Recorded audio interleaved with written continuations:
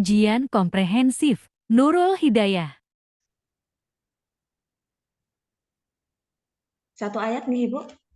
Ya. A'udzu billahi minasyaitonir rajim. Bismillahirrahmanirrahim. Tabarakalladzi biyadihil mulku wa huwa ala kulli syai'in qadir. Shadaqallahul azim. Coba ditulis satu baris aja.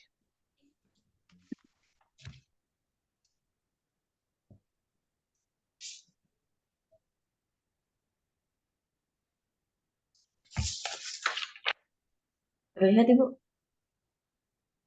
Ya, oke. Udah, Bu. Berikutnya praktek ngajar ya, Bu. 20 menit maksimal. Mohon izin share screen ya. Ya. Sampun? Ya. Bisa saya mulai ya? Ya, silakan. Assalamualaikum warahmatullahi wabarakatuh. Oke, sudah siap semuanya? Coba sekarang dicek, sekarang berdiri dulu dicek. Kira-kira bajunya sudah rapi apa belum? Kemudian silakan yang masih ada sampah di laci, entah itu di atas meja, silakan dikemas dulu. Kemudian dibuang di tempat sampah. Saya minta tolong nanti yang piket untuk mengambil di meja masing-masing. Oke, sudah semuanya sudah dirapikan pakaiannya untuk kebersihan lingkungannya sudah? Kita bisa lanjut ya. Mari sebelum kita memulai pembelajaran pada siang hari ini, kita membaca doa terlebih dahulu. Berdoa mulai. Bismillahirrahmanirrahim. Oke, kita lanjut ya.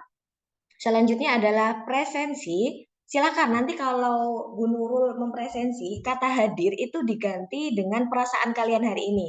Gitu ya. Oke, silakan saya presensi. Yang pertama ada Faidah. Oke, hadir. Kemudian ada Umaroh. Oke, hadir. Oke, untuk hari ini yang tidak hadir satu orang ya, atas nama Uswah karena sakit ya. Tadi sudah izin ke wali kelas. Oke, sudah. Sebelumnya kita hari ini akan belajar mengenai perilaku berfoya-foya, ria, sumah, takabur, dan hasad. Ada yang sudah pernah mendengarkan kalimat-kalimat tersebut? Pasti kalian sering mendengarkan itu, apalagi kalian sudah SMK ya, sudah SMK, sudah dewasa, kalian pasti, wah itu loh Bu, dia tuh jajan terus kayak gitu. Kalimat yang paling sering Kak saya dengar. Kemudian, wah kayak HP-nya anyar terus masukkan ke dalam saku diketok-ketok kayak gitu ya. Oke, lanjut. Tujuan pembelajaran kita hari ini adalah untuk menganalisis manfaat dari menghindari sikap hidup foya-foya, ria, sumah, dan takabur dan hasad. Kemudian selanjutnya membuat karya berupa konten dan mempublikasikan di media sosial.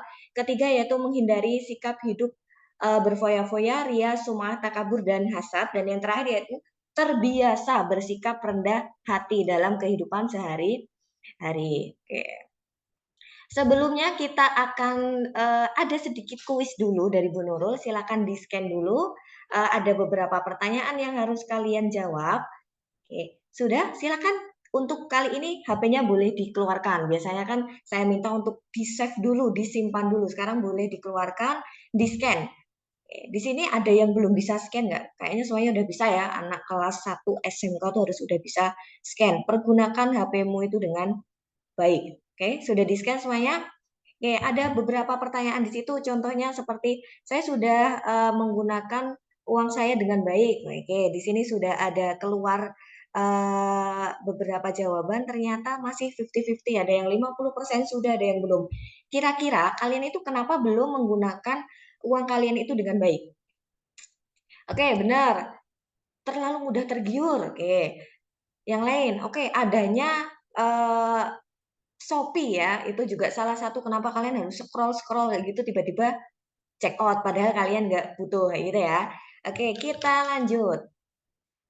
Berfoya-foya. Jika kalian melihat gambar yang di sebelah kanan itu ada orang yang membuang-buang uang, kemudian ada yang sudah mententeng banyak tentengan tas tapi dompetnya kosong. Itu salah satu eh, pengertian dari foya-foya itu sendiri, yaitu boros adalah perilaku membelanjakan harta tidak pada jalannya atau mengeluarkan harta tidak hak. Jadi misal kamu diberi uang saku berapa ya, 20.000, yang 10.000 itu digunakan untuk makan, yang 5.000 nanti untuk naik Trans Jogja misal. Harusnya kan yang 5.000 ini bisa kamu simpan, kamu tabung, tapi karena kamu mumpung punya uang 5.000 buat jajan lagi. Itu adalah salah satu bentuk foya-foya, menggunakan uang tidak pada proporsinya gitu loh, gitu ya. Oke, kita lanjut. Selanjutnya adalah ria dan sumah. Kalau kalian melihat gambar itu apa gambarnya? Gambarnya adalah gambar orang sedekah, kemudian ada gambar orang yang ngasih itu tangan di atas, terus ada yang tangan di bawah, memberi ya, kemudian ada yang gambar orang ini pakai apa namanya kalau Superman itu. Nah itu kenapa di situ saya kasih gambar itu karena Ria dan Sumah itu mereka itu memberi kok, mereka itu beribadah kok, tapi mereka itu pengen dapat pujian aja gitu loh, hanya pengen dapat sanjungan. Jadi mereka itu beribadah, melakukan sedekah itu tidak karena ikhlas karena Allah, tapi memang karena hanya ingin sanjung teman-temannya. Contohnya sekarang sangat mudah, apalagi sekarang kita pakai ini ya, kalian itu eranya adalah era digital. Era digital, sitik-sitik itu elektronik, dikit-dikit elektronik. Contohnya, kalian baru ada pengajian, kemudian di foto, cekrek.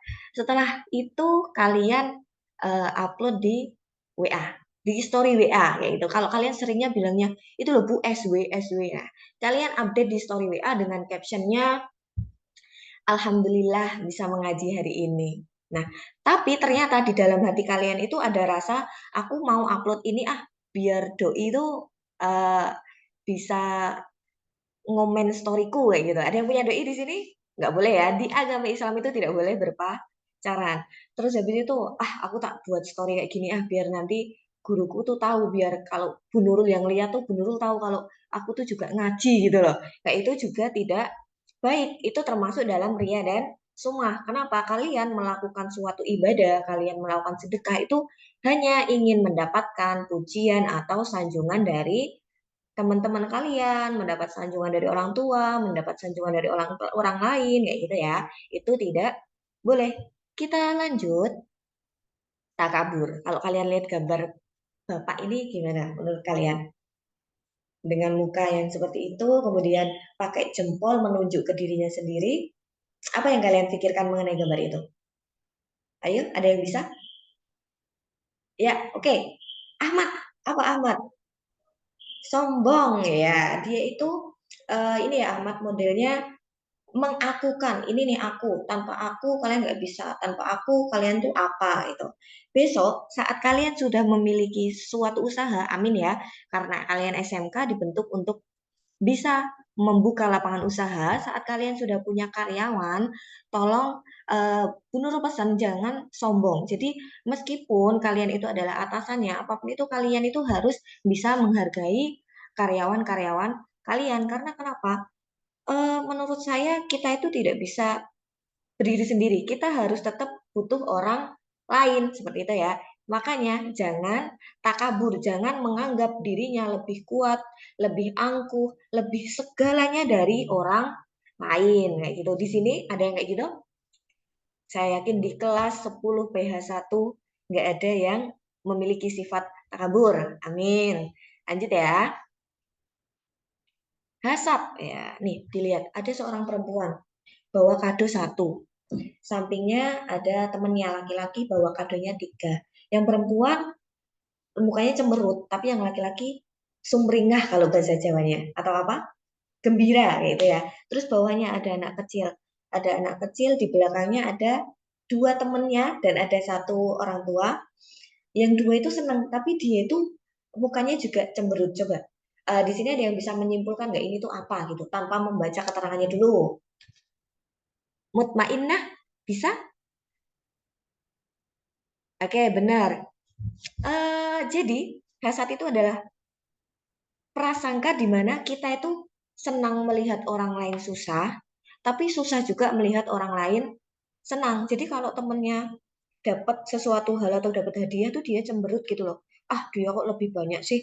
Misal dapat uang saku yang lebih banyak juga, ah kok dia sakunya banyak sih padahal aku cuma 10 10.000 misalnya gitu ya. Itu adalah ciri-ciri dari hasad. Di sini ada yang punya sifat hasad? Alhamdulillah nggak ada. Semuanya jos. Pokoknya kelas 10 PH1 tuh mantap.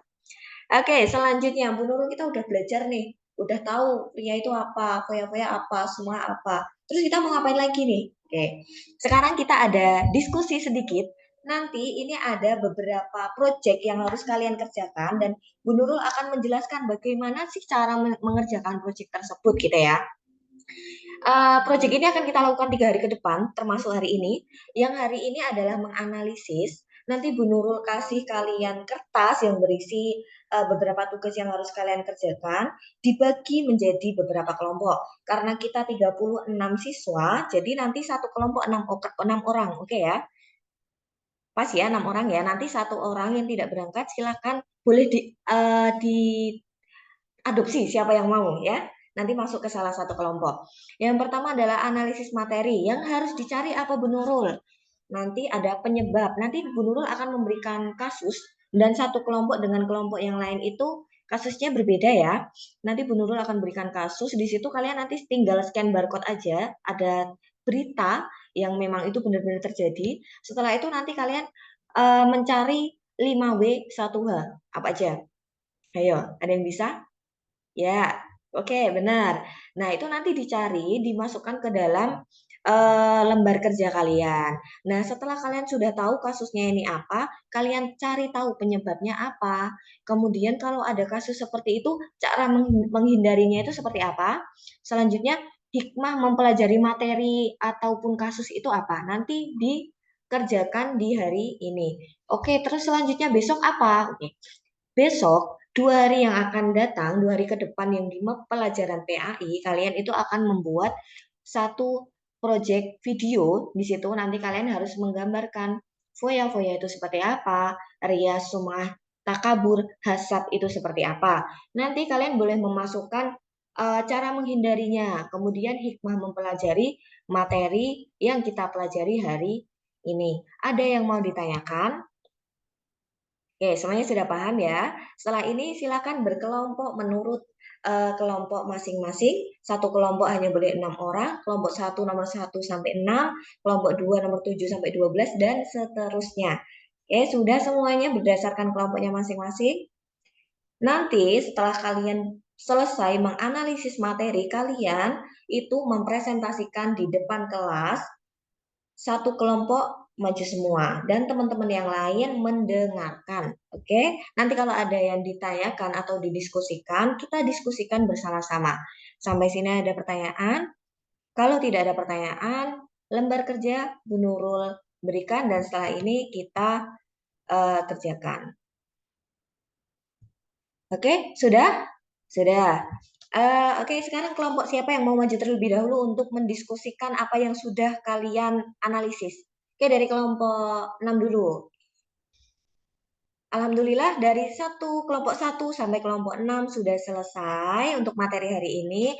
Diskusinya sudah selesai, analisis materinya sudah selesai. Besok kita berganti tugas yaitu membuat proyek. Terima kasih untuk pembelajaran kita hari ini. Sebelumnya ada yang mau ditanyakan sebelum Bu Nurul tutup pembelajaran hari ini? Nggak ada ya. Semuanya sudah. Apa yang kamu dapatkan dalam pembelajaran kita hari ini? Oke, kita harus rajin menabung. Ada yang lain? Kita tidak boleh sombong. Oke, ada yang lain? Oke, kita tidak boleh merasa paling bisa, paling kuat. Ya, itu benar. Oke, terima kasih untuk pembelajaran kita hari ini. Mari kita tutup dengan membaca hamdalah bersama-sama. Alhamdulillahirabbil alamin. Terima kasih, banyak salam, mohon maaf. Wassalamualaikum warahmatullahi wabarakatuh. Sama nih, Bu. Ya, oke, Bu Nurul. Kalau yang di modul ajar itu kan Bu Nurul pakai PJBL ya? Iya. Ya, PJBL itu yang seperti apa, Bu? Jadi kalau menurut saya PJBL itu prosesnya lebih panjang. Oke. Terus kemudian menghabiskan beberapa hari dan dia itu harus menciptakan suatu proyek. Nah, proyek ini berbeda dengan produk. Kalau produk itu harus bisa dijual belikan, tapi kalau proyek itu enggak. Seperti contohnya, untuk hari ini kan saya pakainya proyeknya video. Nah, video ini nanti saya minta untuk mengupload ke YouTube. Jadi bisa untuk pembelajaran yang lain. Seperti itu. Oke, kalau sintaks awal-awalnya seperti apa? Selama ini yang saya ketahui kalau untuk membentuk pembelajaran PJBL, pertama kita itu harus punya temanya dulu. Kita mau menetapkan temanya ini mau yang pakai yang mana. Kemudian menetapkan konteks. Konteks ini dalam artian, oke, saya mau pakai video. Kita mau bikin video nih, itu seperti itu. Dan videonya harus seperti apa? Apakah nanti videonya itu hanya kita lihat bersama ataukah videonya harus di-share di YouTube atau itu nanti videonya digunakan untuk, mohon maaf, seperti P5 mungkin bisa digunakan apa tidak, seperti itu konteksnya. Kemudian selanjutnya adalah merencanakan atau dijadwalkan. Seperti tadi sudah saya sampaikan, di hari ini kita analisis dulu, hari kedua itu nanti ada pembagian peran karena nanti kan ada video, jadi ada skenario, kemudian ada pemainnya di LKPD sudah ada, nanti ada namanya siapa, kelompoknya, kemudian dia itu berperan sebagai apa, skenarionya seperti apa, itu nanti sudah ada dan di bawah di bagian akhir yaitu memproses atau eksekusinya. Eksekusi itu kalau di saya ada di 2 hari. Yang pertama di hari kedua dan hari yang terakhir, yang ketiga itu nanti ada eksekusi finishing. Jadi sudah mulai editingnya sudah berjalan, sudah diselesaikan dan nanti tinggal upload. Seperti itu Bu, kalau sejauh pemahaman saya. Oke, baik. Nah, tadi bicara tentang konteks ya. Tapi kalau yang tadi dipraktekkan Bu Nurul itu kan, saya merasanya Bu Nurul masih mostly menguasai panggung kelas. Jadi, maksudnya materi-materi lebih banyak disampaikan, contoh-contoh juga lebih banyak disampaikan. Nah, apakah memang di PJBL itu seperti itu atau materi ini nanti terutama ke aspek pemahamannya nanti siswa sendiri yang membangun pengetahuan mereka sendiri gitu. Oke, kalau PJBL itu memang secara garis besar sepemahaman saya itu bahwa guru hanya sebagai fasilitator. Tapi di sini memang di bagian awal hanya bagian definisi dan contoh itu saya lebih banyak memberi. Tapi kemudian kan ada di bagian kedua yaitu analisis. Di analisis itu nanti peserta didik itu berperan aktif di situ sendiri untuk menganalisis ini kan nanti saya berikan kasus-kasus nih Bu. Nanti anak-anak itu membaca, kemudian kenapa bisa terjadi ini, kasus ini kenapa. Terus kemudian kalau ada kasus seperti ini saya harus apa. Setelah itu kalau ada hikmah dari kasus ini itu apa. Jadi anak-anak lebih banyak berperan di situ dan saya hanya memfasilitasi sebagai moderator saja yang mempresentasikan tetap anak-anak. Seperti itu Bu. Oke. Nah, barangkali nanti di modul ajarnya ini bisa lebih didetailkan lagi ya, termasuk ketika membaca infografis. Kalau ada link yang menuju ke infografis itu bisa dicantumkan di sini, termasuk menonton. Oh, nggak ada ya. Ini mengunggah ke akun media sosial ya. Ibu Jamil, mohon maaf, kalau yang link itu saya taruhnya di LKPD. Oh, oke. Ya. Iya. Oke. Yang barcode ini. Iya. Oke. Ya, selain PJBL kan di kurikulum Merdeka itu kan dituntut untuk kita pakai differentiated based learning ya, atau DBL. Kalau menurut pandangan Bu Nurul seperti apa? Oke, kalau sejauh pemahaman saya, DBL itu untuk membangun motivasi siswa. Jadi DBL itu kan sasarannya berdasarkan apa yang mereka bisa nih Bu. Jadi kalau ini pembelajarannya dia bisanya visual, yang ini bisanya dia nanti audio, yang ini nanti kinestetik. Nah, di situ kita itu sebagai guru hanya memberi fasilitas dalam artian sebagai contoh. Contohnya seperti kalau ada materi eh,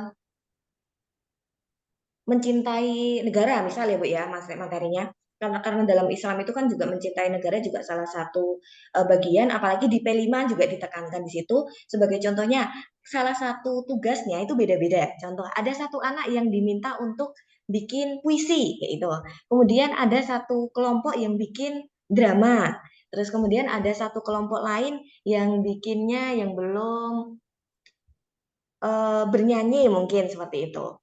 Kalau menurut sepemahaman saya sejauh ini seperti itu untuk DBL, Bu, karena hanya untuk membangun motivasi belajar siswa. Karena kalau siswa menurut saya itu kalau dia sudah merasa, oh aku bisa nyanyi, aku diwadahi nih, jadi dia lebih termotivasi untuk mempelajari pembelajaran yang sedang berjalan seperti itu. Oke, jadi diferensiasinya itu eh, dimaksudkan supaya ketika kebutuhannya atau gaya belajarnya itu Bisa diulangi, Bu? Mohon maaf sesuai. tadi terputus. Oh iya, jadi DBL itu fungsinya ketika aktivitas yang disajikan guru itu selaras dengan misalnya gaya belajarnya, maka siswa bisa termotivasi gitu ya. Oke, kalau sejauh pemahaman saya seperti itu. Lah kan dari asal katanya aja sudah diferensiasi gitu ya. Ketika kemarin Bu Nurul menyusun modul ajar ini di Lokakarya, itu yang di-differ atau yang dibedakan itu di bagian mana, Bu? Oke, sekedar ya Bu, saya buka dulu. Ya, nanti saya minta kopinya ya dikirim WA. WA, oke.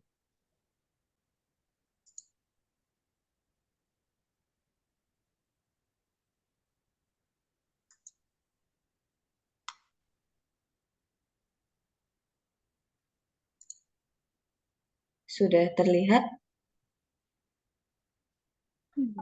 Ya. Oke. Kebetulan saat proses pembuatan modul itu saya belum bekerja secara maksimal dan pemahaman saya masih kurang, Ibu. Kalau di sini, kalau sejauh pemahaman saya tadi kan di tugasnya, nggih. Tapi kalau untuk hasil dari modul saya kemarin itu ada di pemantiknya. Kenapa? Karena di DBL itu juga berdasarkan dari pengalaman peserta didik. Jadi saya tanya, kalau kalian itu di lingkungan kalian seperti apa? Kemudian apakah pergaulan bebas itu sudah ada? Pergaulan bebas menurut kalian itu seperti apa sih, kayak gitu. Karena di satu lingkungan dan satu lingkungan yang lain menurut saya sudah berbeda. Seperti contohnya, saya kan mengajarnya di SMK, Ibu. Posisi SMK saya itu di perbatasan. Jadi untuk siswa yang di kabupaten dengan siswa yang ada di kota dan siswa yang ada di perbatasan kota itu memiliki eh, kriteria yang berbeda seperti itu. Oke. Kriteria yang berbeda itu maksudnya gimana?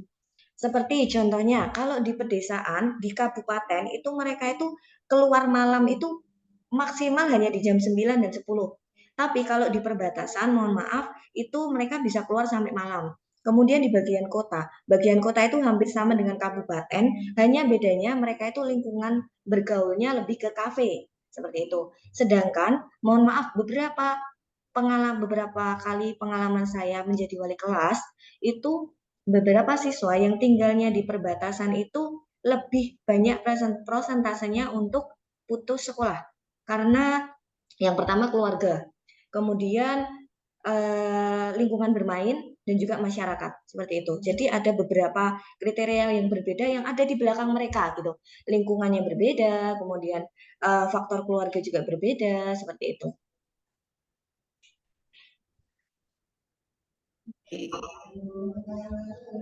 Jadi belum sampai ada diferensiasi di materi, di proses, dan di produknya ya, Bu? Iya. Oke. Ya, coba saya ditunjuk ke proposal PTK-nya, Bu. Ini Bu, Kayaknya nggak kelihatan. Ya, analisis kemampuan berpikir siswa. kritis. Berpikir kritis melalui pembelajaran problem solving. Oke. PTK itu sebenarnya tujuannya untuk apa, Bu? Untuk menganalisis apa sih permasalahan yang ada di kelas. Selain menganalisis permasalahan, Untuk menyelesaikan permasalahan yang ada di kelas. itu sebenarnya tujuan besar dari kita melakukan PTK itu untuk menyelesaikan permasalahan di kelas. Adakah permasalahan mengenai kemampuan berpikir kritis siswa, Bu, di kelas 10 ini? Oke. Ini kan kami bukan bermaksud membeda-bedakan, nggih. Tapi untuk anak, saya pernah di SMA juga. Kebetulan SMA dan SMK itu memiliki perbedaan yang sangat besar menurut saya. Karena mereka itu untuk berpikir kritis itu masih sulit, untuk menganalisis pun juga masih sulit gitu. Jadi kebanyakan mereka hanya, Mbak, kalau ini kayak gini, oh ya, tapi Mbak, kalau ada masalah ini terus kayak gini, nanti gimana? Itu mereka itu masih bingung dan kadang mereka tidak bisa menjawab di kelas kalau mendapatkan pertanyaan pemantik seperti itu. Itu ada nggak di latar belakang masalah? Coba, Bu.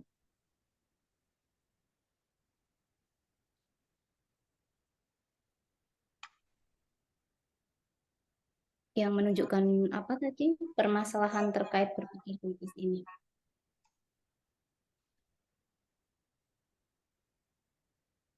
Ada di sini partisipasi belajar kelas 10 di SMK Negeri 4 Yogyakarta kami rasa masih rendah. Ditunjukkan dengan keaktifan siswa di dalam kelas, hasil dari proses asesmen formatif rendah, kreativitas dalam pemecahan masalah siswa masih belum terlihat, dan peserta didik ya hanya fokus ke pembelajaran produktif atau kejuruan.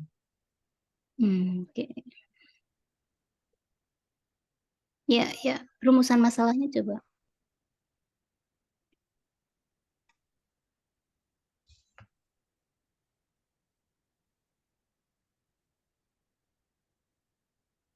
Oke, rumusan masalah nomor 1 ini diungkap dengan instrumen apa, Bu? Kalau yang pertama, ini saya pakainya yang instrumen, sebentar Ibu.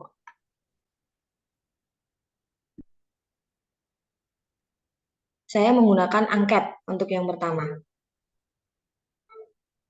Yang tadi pertanyaannya apa? Apakah kok lupa? Nih, mengapa peserta didik kelas Mengapa? 10 kurang tertarik dengan pembelajaran pendidikan agama Islam? Oke, itu pakai angket ya. Nggih. Oke, yang kedua, strategi pembelajaran ini. Bagaimana strategi pembelajarannya? Oke, kalau ini kan pakai strategi pembelajaran problem solving, nggih. Nanti kalau rencana saya sementara itu ada wawancara dan juga ada observasi. Jadi ini dilakukan di awal. Di awal itu apakah pemahaman siswa sejauh mana sih? Contoh di zina dan pergaulan bebas, larangan zina dan pergaulan bebas. Mereka nanti akan saya wawancara kalau menurut kamu seperti apa? Kalau seperti ini nanti yang terjadi apa? Terus yang harus kamu lakukan apa? Kemudian setelah itu akan ada pembelajaran yang menggunakan problem solving. Nanti ada masalah-masalah atau saya berikan kasus seperti tadi. Terus setelah itu mereka pembelajaran seperti biasa. Nah, di bagian akhir itu saya juga melakukan observasi dan wawancara di siswa yang sama. Observasi itu bisa berupa sikap atau sifat secara langsung. Apakah dia terus menjaga omongannya, kemudian menutup auratnya, itu seperti itu. Kalau untuk wawancara itu nanti terkait dengan materi pembelajaran. Oke, berarti nomor 2 ini bukan lebih ke melihat bagaimana implementasi dari problem solving ini ya? Bukan? Kemudian itu nanti saya taruh di poin ketiga. Oh, yang ketiga bukan untuk melihat peningkatan berpikir kritisnya ya? Iya Bu, itu untuk melihat meningkatnya kemampuan berpikir kritis pada siswa. Iya toh? Berpikir kritis ini pakai instrumen apa? Yang ini Bu, untuk yang poin ketiga ini saya masih mengalami kebingungan Bu, mau pakai instrumen yang seperti apa? Karena untuk mengukur meningkatnya kemampuan berpikir kritis itu apakah bisa digunakan dengan hanya soal saja? Karena kalau hanya soal kan seperti pilihan ganda menurut saya kadang mereka cap-cip-cup deh. Jadi memilihnya sembarang ngatan. Jadi kalau ditanya rencananya seperti apa, mungkin saya akan menggunakan tes karena itu bisa mengakomodir seluruh siswa. Kalau wawancara kan saya hanya mengambil 10 sampai 15 siswa nggih. Kalau untuk yang tes mungkin saya bisa menggunakan seluruh kelas yang saya ampu gitu. Tes ini kan maksudnya nanti dikasih soal gitu tuh. Nggih. Nah, soalnya soal isei gitu. Nggih. Saya lebih isai Bu. Kenapa? Kalau pilihan ganda saya berpikirnya kadang mereka cap-cip-cup aja dan tidak bisa menggali sejauh mana mereka memahami materi tersebut. Ya, tapi perlu dipikirkan juga ketika kita membuat soal isei, Ya. itu pastikan soal iseinya levelnya adalah C4 ke atas. Ya kan? Nggih. Kita juga perlu cek teori tentang berpikir kritis itu, indikator yang menunjukkan bahwa siswa memiliki kemampuan berpikir kritis itu seperti apa.